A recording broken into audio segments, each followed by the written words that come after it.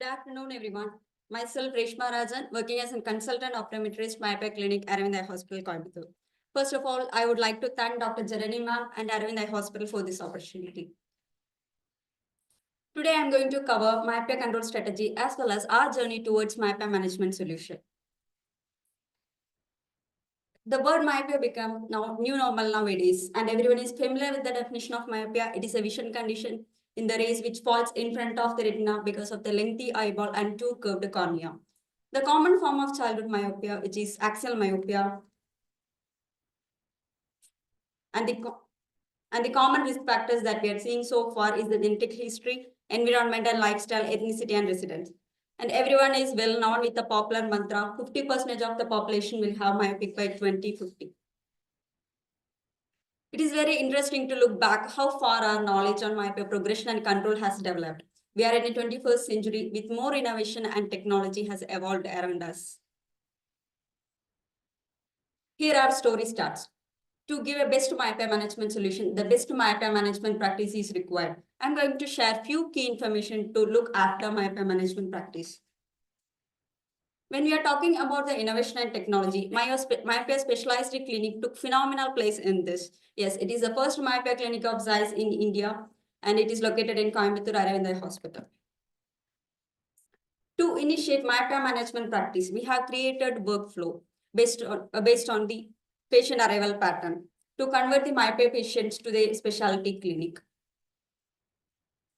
And to start the myopia treatment plans, patient history is important, and we are following two different forms to understand their patient history. The first one is the parents checklist form that includes of patient history, that is environmental lifestyle of the patient, and second one is the axial length checklist to understand the axial length progression each time. But why myopia progress? The major characteristics of the myopia progression is peripheral defocus theory. In that theory, that suggests that the light rays falls on the myopic eyes, which falls behind the retina instead on the retina in the peripheral areas. This leads to biochemical signals that biochemical signals sent from the retina to brain to capture those images by elongating eyes. This words myopia becomes. Then we try to understand the peripheral refraction pattern in myopic eyes. Then we have included the peripheral refraction in our workflow. There are many ways to understand or estimate the peripheral refraction, but we are assessing on and off axis refraction, whether it is peripheral is relatively hyperopic or myopic with the help of retinoscopy and spark. Here is the procedure. Insert the spark in the trial frame compartment, start assessing the horizontal meridian, do the central refraction, move yourself 22° nasally and the 22° temporally. Repeat the refraction for the peripheral also. And the calculation part, calculate the peripheral refraction with subtracting the central refraction value from the peripheral refraction. Here I just mentioned our impression after doing the peripheral refraction.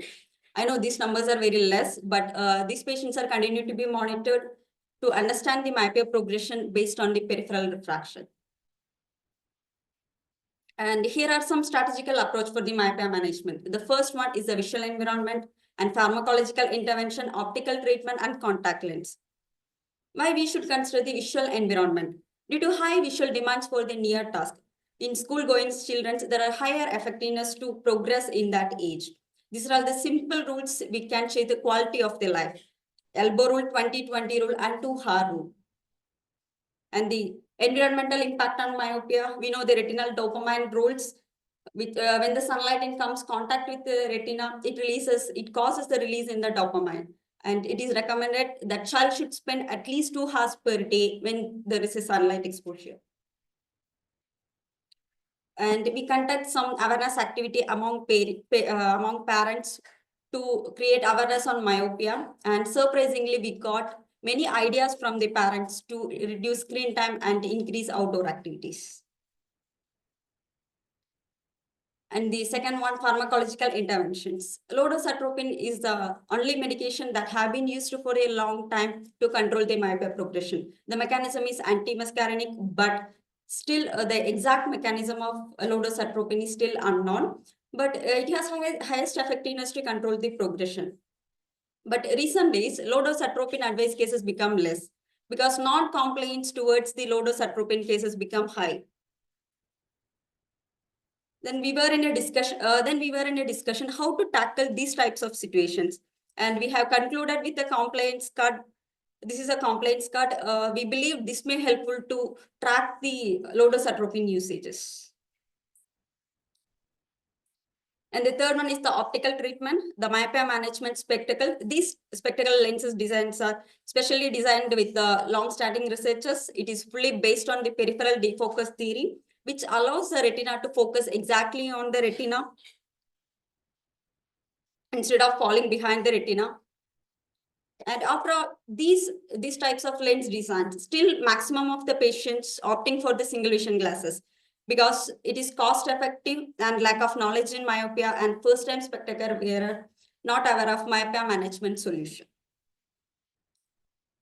And the contact lens, soft contact lens, it is a type of soft contact lens. It's a daily wear contact lenses. There are multiple designs available: dual focus, multi-focus, extended depth of focus, and the ring focus.